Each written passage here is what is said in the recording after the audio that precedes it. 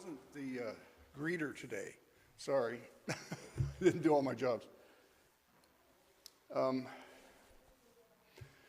First, I'd like to say that last Thursday afternoon, here in Fremont at the hospital, we lost Alan Davis. His family was with him.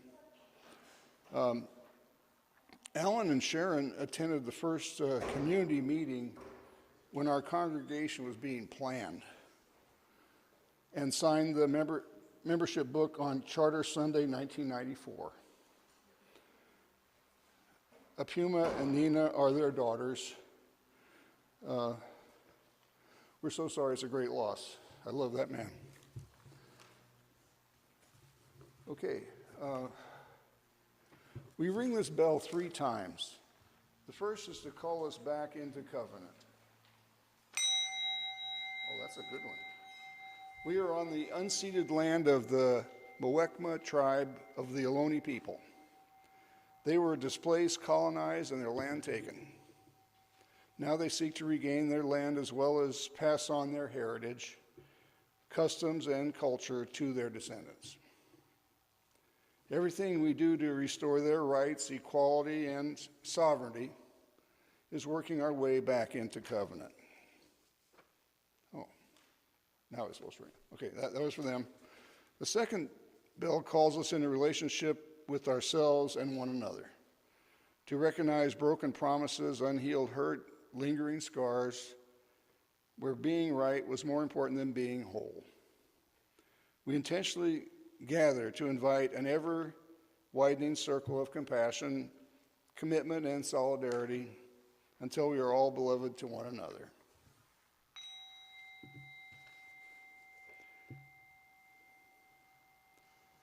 And the third bell calls us into relationship with our children and our children's children down through the generations, helping us to realize that what we do now or fail to do will be felt by those who come after us.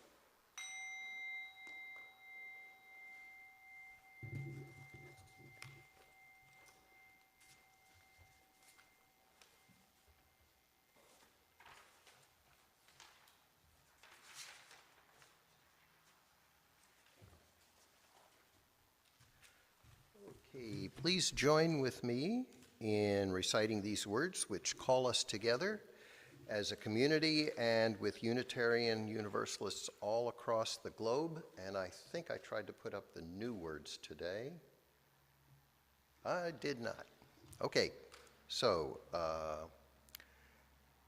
we light this chalice to remind ourselves to treat all people kindly, because we are all one family, to take good care of the earth, because it is our home, to live lives full of goodness and love, because that is how we shall become the best people we can be.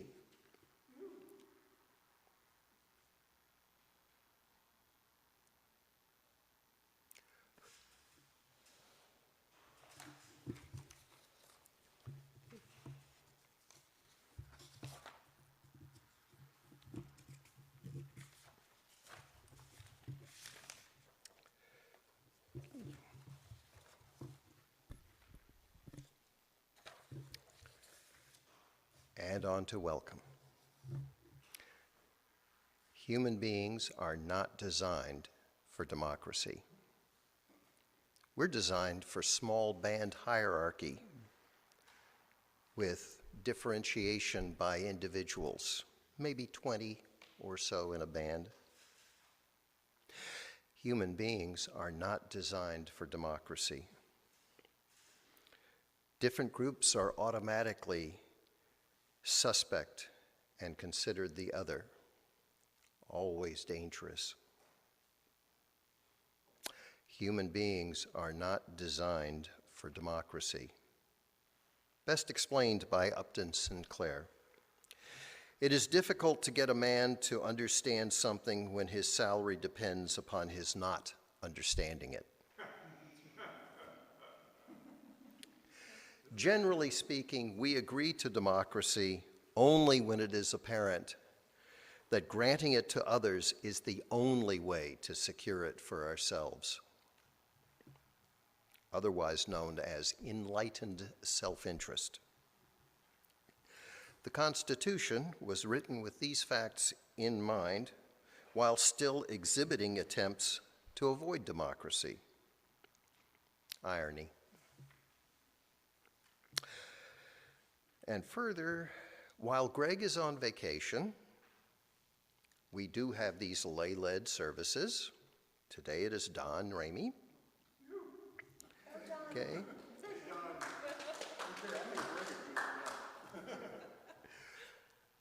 We have a pool of people who have something to say, and there's this group of people will be filling in over the vacation for the most part. And our pool brings great experience, otherwise known as we're generally old, and great diversity. So please hearken unto Don, because Don has things to say and experience and is just a natural for this. And pay attention, because I certainly will. I just love listening to whatever Don has to say.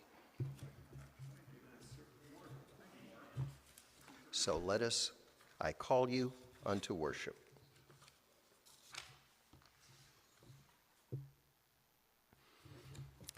Okay. Board welcome. Triple duty. Good morning. Good morning. Welcome to Mission Peak Unitarian Universalist Congregation. My name is Mark Rahman. My pronouns are he and him, and I am a member of the board. We are so glad you are with us this morning. Okay. One small reminder, the memorial service for our beloved John Porter will take place here in Cole Hall in 3 weeks on August the 16th. Thank you. Also, reception to follow. It starts at 1 p.m., reception to follow, and also available on Zoom. I am starting an ASL working group unilaterally, and I invite anybody who wants to sit and practice and learn how to eavesdrop on other people's conversations without them knowing it. We'll be doing learning sign language and the alphabet on that. Okay. And furthermore, let's see, please silence your electronic devices. That way you can sit there smugly when somebody else's goes off. Okay. Unitarian Universalism is a radically inclusive, non-doctrinal, non-dogmatic, open-minded, and open-hearted faith. We are people who are all coming at truth from different paths. We gather together across different identities, experiences, and beliefs to affirm and promote the inherent worth of every person. Together, we see our job is to love the hate out of this world, heal the hurt in ourselves and one another, and to be the change we'd like to see in the world. If you're our guest for the first time, we welcome you. Here's a bit of information on how our hybrid services work. We use chat in Zoom or our book near the welcome table to share joys and concerns, personal milestones of importance, which will be read aloud in the service. We also have social hour after the service, where we will get to visit with one another in breakout rooms on the patio. The worship host will give you more information about this immediately after the service. Someone from our membership team will put a link in to our weekly newsletter in the chat, so you can all see the events coming up. We encourage you to join anything that speaks to you. We also put our welcome email, welcome@mpuuc.org, to request a newsletter or other information to be sent to you. If you're here in person, our welcome table is right over there. That's John, where you can sign up to receive our newsletter or ask any questions you may have. Finally, we are glad to be here together again. Okay, and let's end by asking everyone in Zoomlandia and everyone in Cole Hall to wave to one another and feel the joy of being one large, beloved community. Welcome and thank you to our members and friends near and far.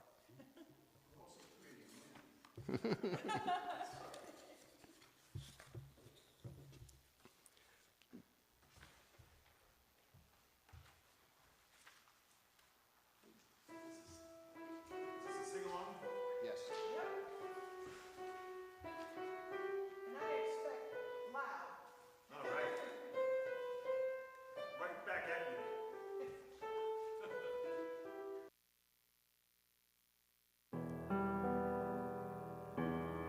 Love knocks and waits for us to hear, to open and invite.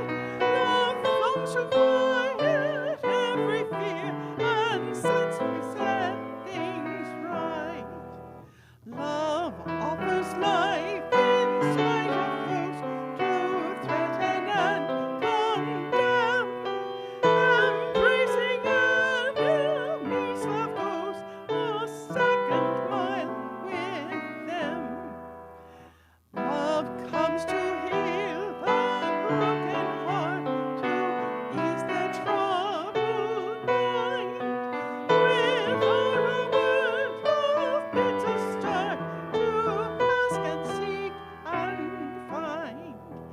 Love knocks and enters at the sound of welcome from within. Love sings and dances all around, and feels new life begin.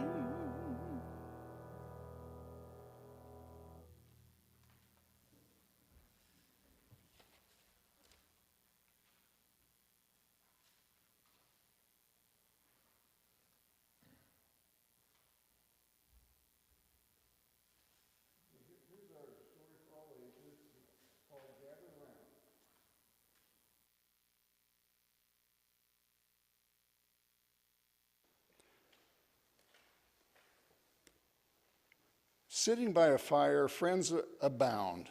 Share a story, come gather round. Gather rocks. Rocks all around. Let's make a fire before the sun goes down. Gather tinder bit by bit. Birch bark, pine cones, dry stuff, twigs. Don't forget your marshmallow stick. What's next?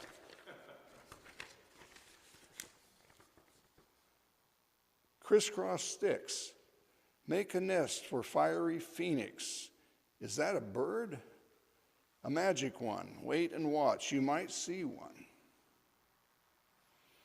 Crackle, crinkle, sizzle, pop. Listen, hear the fire talk.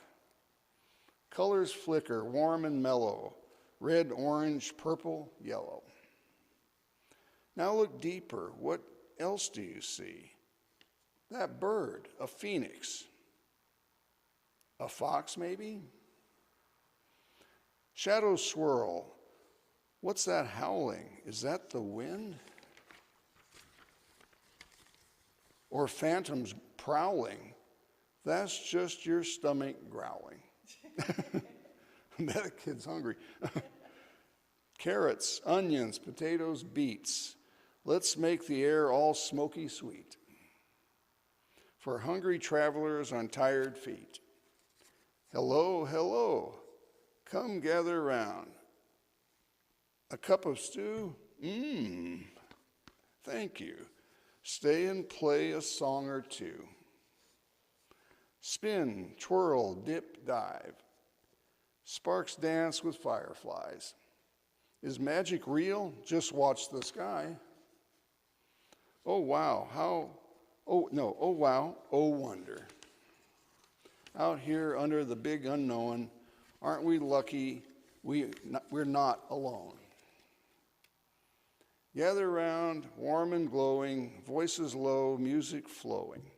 Sing along, we all belong. Round and round again.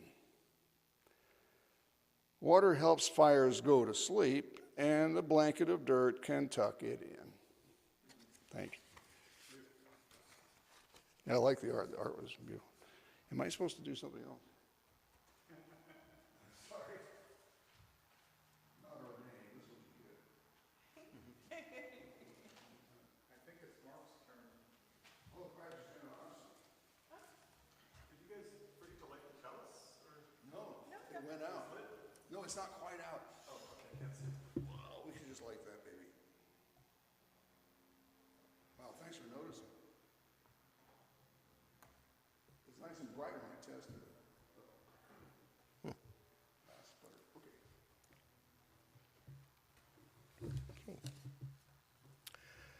We take up a collection on Sunday for the simple reason that our purpose in gathering is for more than ourselves. We want to make sure that the ministries that we need, the ones that infuse worth and dignity into our children, our youth, our programs of learning and leadership, and our ministries of anti-oppression and our work in the larger world are in place to meet the needs of others. So to donate, you can mail a check to Mission Peak at the address there, or you can have your bank send a check through bill pay and get it here, or you can drop an envelope with the check into the mail slot down in the office door. That works. Or you can pay online at mpuuc.org/contact-us/donate with credit or debit card. Okay. We hope you make a contribution toward these worthy causes by getting it all here. Thank you. And thank you for supporting and sustaining the efforts of our members, friends, and staff. Your contributions make loving, learning, and leadership more possible.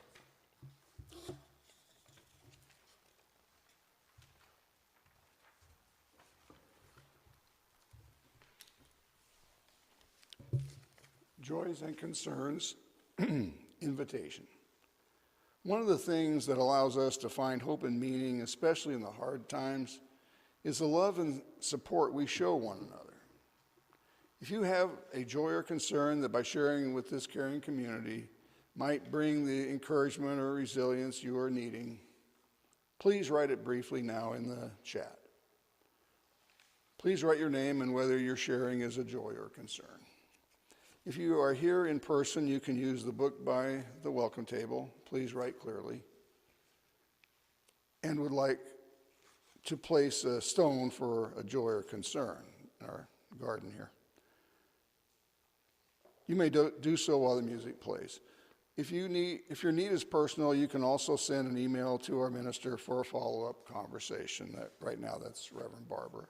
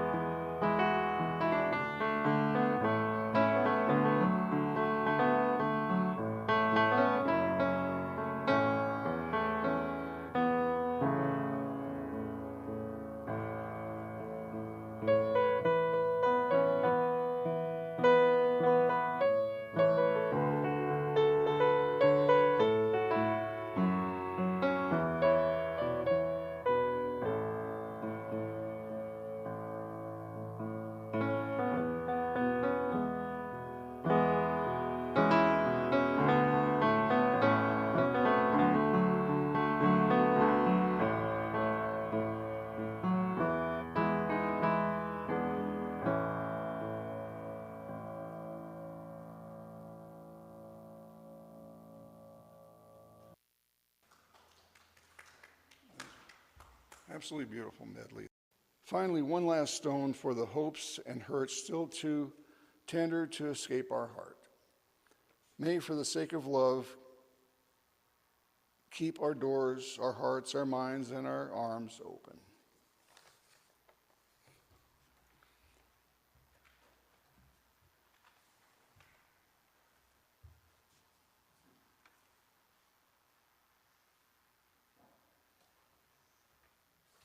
He must memorize the order or something. This is a reflection. Thomas Jefferson was appointed U.S. representative to France in 1784, while the monarchy there was only 5 years away from the French Revolution. He was highly impressed with the beauty and decadent salon culture, the literature, architecture, and science. But he wrote, quote, "I was much an enemy to monarchy before I came to Europe. I am 10,000 times more so since I have seen what they are. Under pretense of governing, they have divided their nation into two classes, wolves and sheep. Experience declares that man is the only animal which devours his own kind, for I can apply no milder term to the general prey of the rich on the poor," end quote.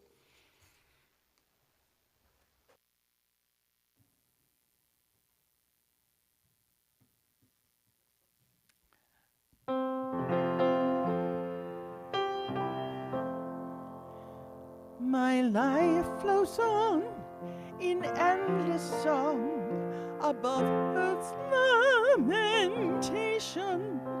I hear the real, though far off hymn that hails a new creation.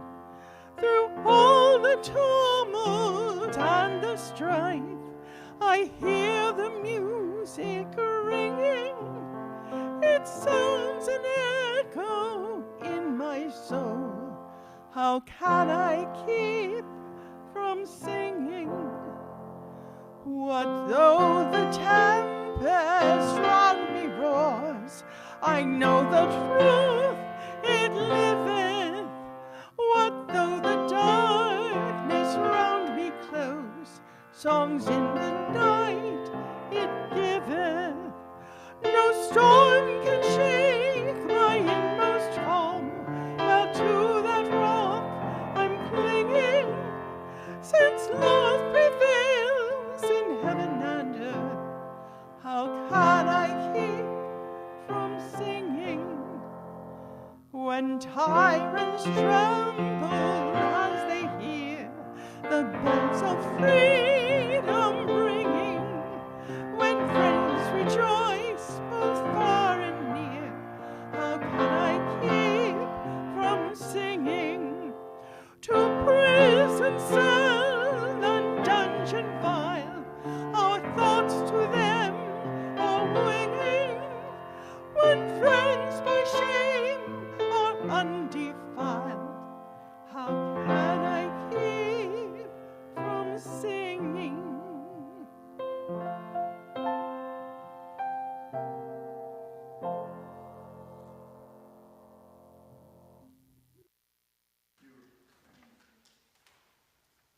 Wonderful words. That's an old Quaker song. This is We the People. It's actually the fifth of a series of orations I've been presenting here at the church. There's, I hate to tell you, there's 22 altogether. That takes you through American history. I try to keep them about 20 minutes each, though. We the People. The United States Constitution, 1787. Its preamble declares who is enacting this new form of government. We, the people of the United States. It was a collective moment involving every citizen of the time. Today, the Constitution is the possession of all inhabitants of the land. Not the government, or any branch of it, or any political party, certainly not one person. We, all of us, are stewards of the Constitution, and we remain ultimately responsible for its continued existence and faithful interpretation.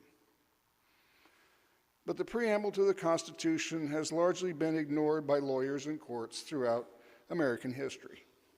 In a 1905 decision, the Supreme Court wrote, quote, "The preamble has never been regarded as the source of any substantive power conferred," end quote. It only says the country will be a democracy as opposed to a monarchy, theocracy, or totalitarian regime. As far as democracy, the United States has never been a pure one. The Constitution established a republic where the people hold supreme power by electing representatives to Congress and a president. This does away with a monarch, but the members of Congress and the president are the ones directly deciding things, not the public. They are, in effect, superior to the average person instead of a direct democracy. With all citizens equal, instead of a direct democracy with all citizens equal in decision making. We have a special class of people elected to rule. There are a number of other facets of our governing institutions which could reasonably be seen as anti-democratic. Some might even be a threat to civil liberties, our individual rights under the law. One of these longstanding institutions is the Senate, with 2 senators per state, no matter what the population size. This body was hotly debated at the Constitutional Convention. But in the end, 2 senators per state was approved to satisfy the slave states, those in the South who had fewer people and feared being dominated by more populous states. The Electoral College is also part of the Constitution. There was a thorny debate lasting months about how to elect the president. Some insisted on a direct democratic popular vote. Others argued that Congress should pick the president. The creation of an electoral college every 4 years to choose the chief executive was the compromise. This temporary group of electors equaled the total number of representatives to Congress, Senate, plus the House. Sometime before the election, the political parties in each state proposed a slate of electors. During the general election, voters for president in each state are actually choosing that party's electors when they cast their votes. It is these electors, not the American people, who vote for the president. 5 times in our history, presidential candidates have won the popular vote but lost in the Electoral College. The minority presidents were John Quincy Adams, 1824, Rutherford Hayes, 1876, Benjamin Harrison, 1888, George W. Bush, 2000, and Donald Trump, 2016.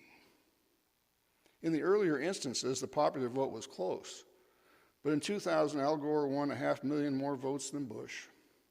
Then in 2016, Hillary Clinton received 2,800,000 more votes than Trump. But he edged her out in the Electoral College with thin margins of victory in battleground states.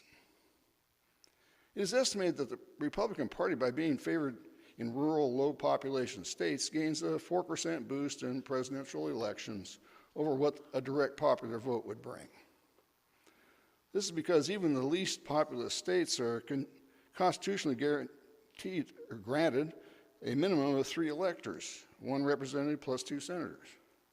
This guaranteed minimum means that states with small populations, such as Wyoming, with only 570,000, end up having greater representation in the Electoral College per capita. Many question why the United States continues to use this system at all. But the Electoral College was established by the Constitution, so it can only be altered by a constitutional amendment, a much more difficult process than simply passing legislation. It takes a 2/3 vote of the Senate and House of Representatives to propose an amendment, then ratification by 3/4 of the state legislatures. Usually Congress places a time limit of several years for it to be ratified. The president plays no role in the process and does not sign an amendment. Another anti-democratic practice is the filibuster. This Senate tradition allows unlimited debate, which has been used to delay or prevent a vote on bills and resolutions.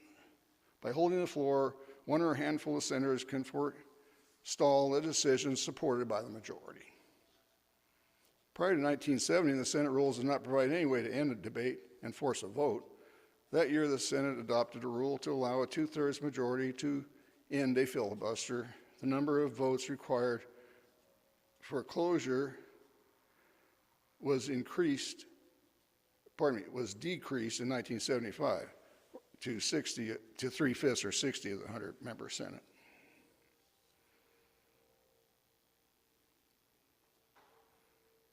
Something wrong there. Oh well. The House of Representatives also has a way to stifle voting on measures. The Speaker of the House, or the majority party, is the one who has the power to bring a motion to the floor. Rarely is a bill proposed by the minority party given the opportunity for passage. Then there is the principle of judicial supremacy, giving the Supreme Court the final say about what the Constitution allows. In 1803, Chief Justice John Marshall established this principle of judicial review of laws passed by Congress. This landmark decision had modest immediate impact, but changed the balance of power within the U.S. government. The doctrine of judicial supremacy is not in the Constitution. It gained primacy in American politics only after the Civil War, when a reactionary Supreme Court was overruling civil rights and voting laws enacted by the Congress during Reconstruction. In essence, for the last 150 years, elected legislators in our federal government have had their power to mandate directives weakened or overturned entirely by the court. The proper balance of power envisioned when our nation was founded could be clawed back by Congress. The founders of the United States saw a strong executive and a standing army as dangers to the republic. Yet the power of the presidency has increased over time, and America's military has long been the most expensive on earth. Throughout U.S. history, the office of the presidency has gradually exceeded the power granted by the Constitution, eroding the authority of Congress. The pattern has been presidents taking actions properly legislative, not executive, particularly at critical points in history. James K. Polk was the first to take advantage of an ambiguity in the Constitution. Congress has the power to make war, yet the president is the commander-in-chief. In 1845, Polk deployed troops to South Texas, an area in dispute with Mexico. This led to the Mexican-American War. Only 10 months later did Congress actually declare war. Historians were particularly critical of President Richard Nixon in the early 1970s for his, quote, imperial presidency, end quote. Nixon refused to spend funds that Congress had appropriated. He claimed executive privilege when asked to disclose information on administration decisions. Key decision makers in his administration were not allowed to be questioned by congressional committees. Nixon created new cabinet positions and broadened cabinet authority without congressional approval. And during the Vietnam War, he ordered harbors mined and bombing raids without consulting the House and Senate. Nixon was a Republican. In 2017, another Republican president, Donald Trump, took advantage of a lack of congressional oversight due to a hyper-partisan gridlock Congress. He made serious efforts to erode the independence of our civil service, such as the Justice Department, and appointed judges to the courts with political agendas. Most grievously, Trump attempted to subvert the results of the 2020 election in a failed attempt to remain in office, all the while privately admitting he had lost. More than 60 lawsuits by Trump and his allies failed to show any evidence that the election was rigged, as he said. In 2024, the Supreme Court in Trump versus United States freed presidents from prosecution if they committed criminal acts while using their official powers. Lower courts would determine whether a particular action was official or personal. Presidents would have fundamental immunity even when an official action were undertaken for personal ends or criminal purposes. So on purely partisan lines, the Supreme Court's 6-3 decision had placed presidents substantially above the law for the first time. Near universal suffrage was achieved in 1965 when the federal government finally protected voting rights of black people in the South. But there has been a sustained backlash trying to roll back the successes of the civil rights movement. The period saw massive expansions in policing and incarceration, beginning with Nixon's war on drugs in 1971. This has had the effect of voter suppression since felons lose the franchise. Communities of color are the main targets of the excessive policing. Direct voter suppression has a long and ugly history in the United States, dating back to 1877 when the federal troops were withdrawn from the former Confederacy.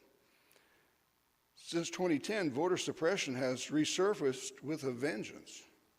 These efforts received a boost in 2013 when the Supreme Court weakened the Voting Rights Act. States with a history of voter discrimination had needed federal pre-clearance for election law changes.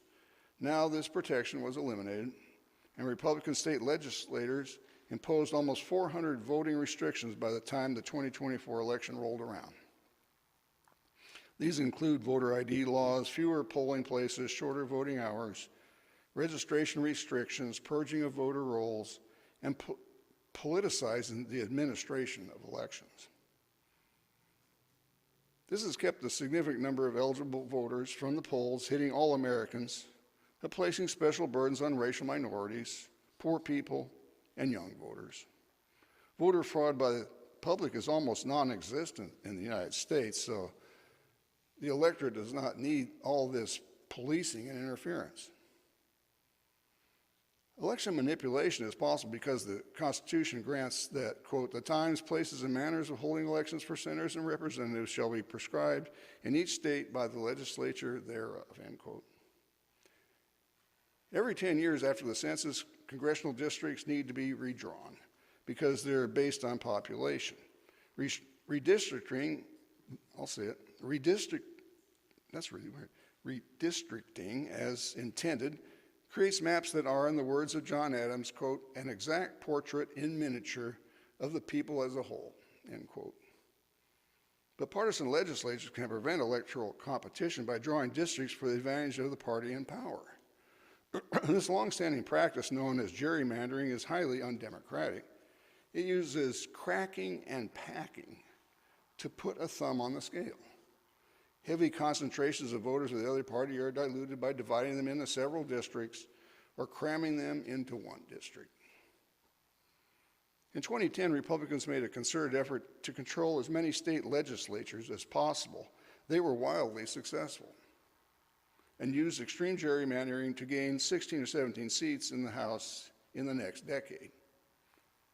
And the injustice continues since gerrymandering leads to partisan bias on the state level as well. Democratic Party legislatures are also practice gerrymandering, but their maps are not as frequently rejected by the courts.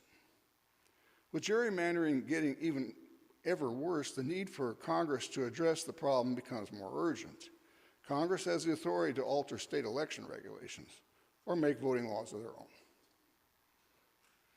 Even absent intentional gerrymandering, the United States has always relied on winner-take-all representation based on geography. This can result in substantial misrepresentation when voters are segregated politically, as they increasingly tend to be. Then there's lobbying, seeking to influence a public official on an issue. Lobbying has been interpreted by court rulings as free speech, protected by the First Amendment to the Constitution. The practice has been defended because it eases the task governments face in sorting out the many competing interests of the citizens. It also allows groups to gain access in numbers. To prevent outright bribery, lobbyists must be registered, and the practice is subject to complex rules with penalties, including jail time. In 2006, a lobbyist was sentenced to 6 years in federal prison for bribing public officials and tax evasion. He served less than 4 years. There are an estimated 12,000 lobbyists working for over 300 firms in Washington, D.C. They populate some of the richest neighborhoods.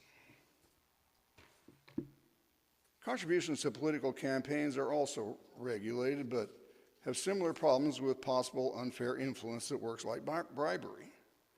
In 2010, a 5-4 Supreme Court decision known as Citizens United allowed organizations such as corporations to make independent political expenditure in federal elections, granting them the same free speech rights as individuals.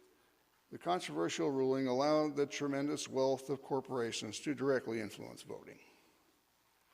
Voters themselves can be an obstacle to democracy. If they do not cast ballots, is one way.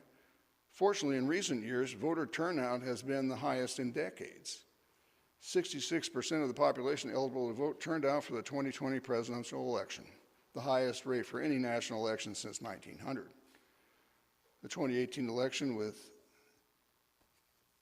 a midterm, 49% turnout, the highest since 1914. Party registration in the United States is about equally divided, with around 30% Democrats and 30% Republicans. It regularly bounces around by a couple percent. The other category of the electorate, a sizable 40%, are independent voters or intermittent or chronic non-voters. This group collectively is fairly evenly divided in which party they support historically. So both parties have plenty of potential supporters on the sidelines in any given election. The people most likely to vote are white, well-educated, higher income, and older persons. Blacks vote fairly frequently, but Hispanic and Asian Americans vote less than half as often as whites. Altogether, only 37% of Americans vote consistently.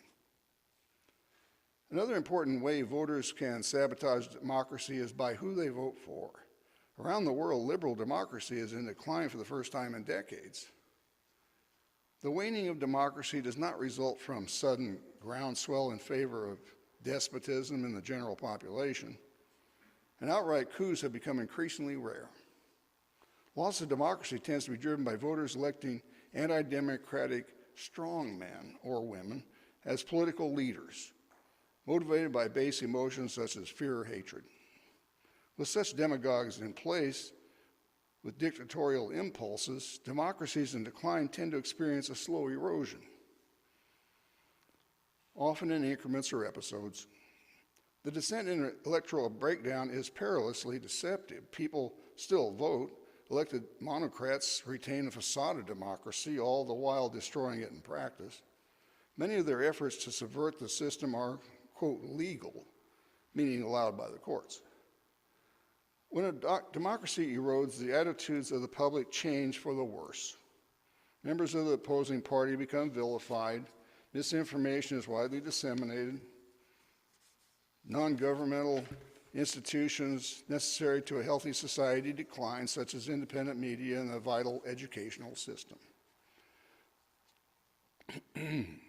Citizen engagement, volunteering, and donations to nonprofits decrease.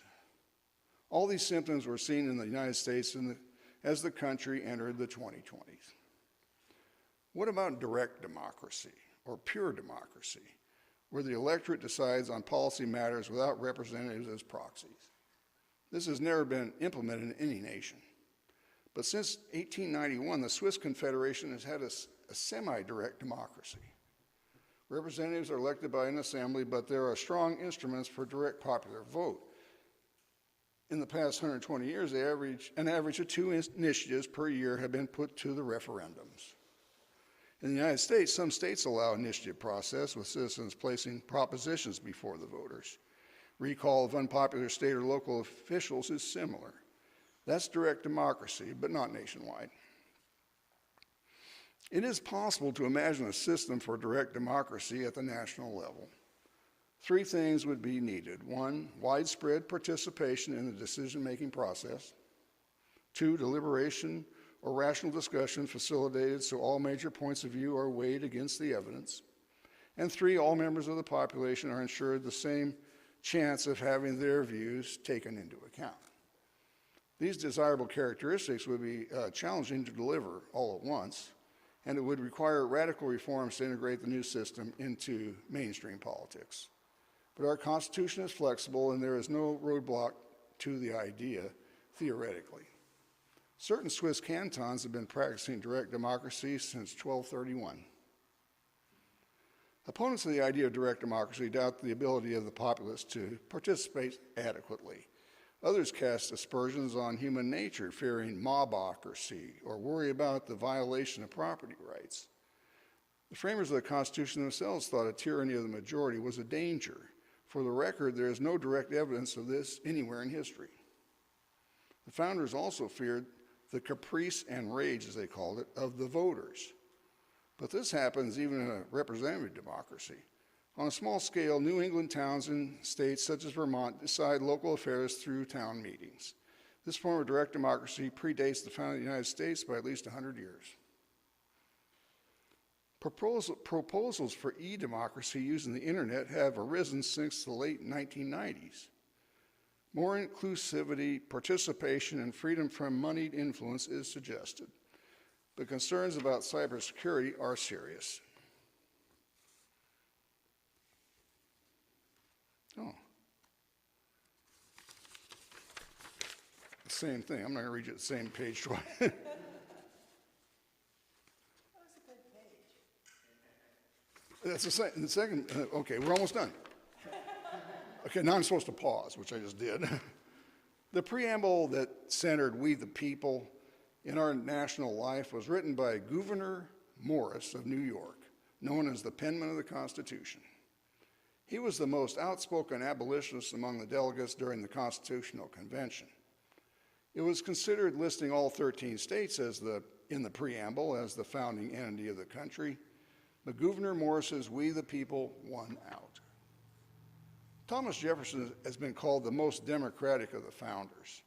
He trusted the wisdom of the average person, but warned, quote, "The government you elect is the government you deserve," end quote. Around the dome of the Jefferson Memorial is another remark by the great man, quote, "I have sworn upon the altar of God eternal hostility against every form of tyranny over the mind of man," end quote.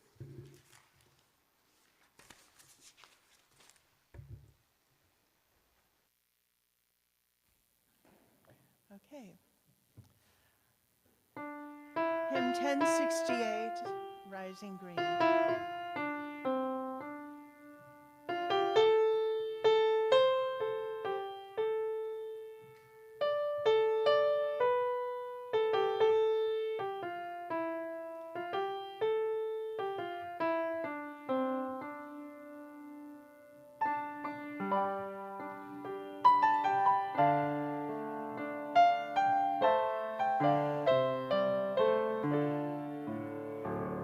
My blood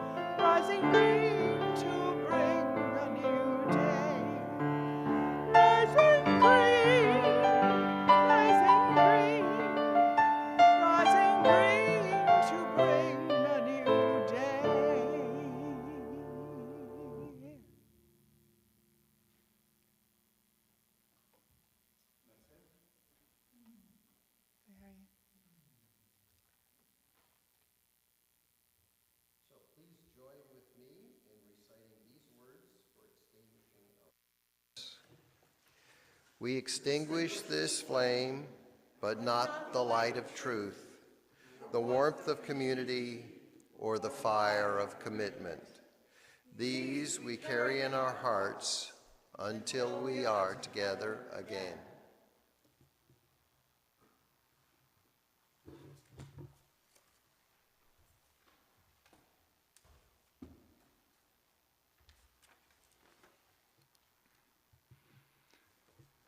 Benediction. Reverend Anya Samler Michael, Unitarian Universalist pastor at Montclair, New Jersey, gives us this benediction for a people. Quote, "Let it be said by generations to come that when the pain of our separation was revealed, we moved closer to the promised land of our beloved community." End quote. Go in peace, as they say.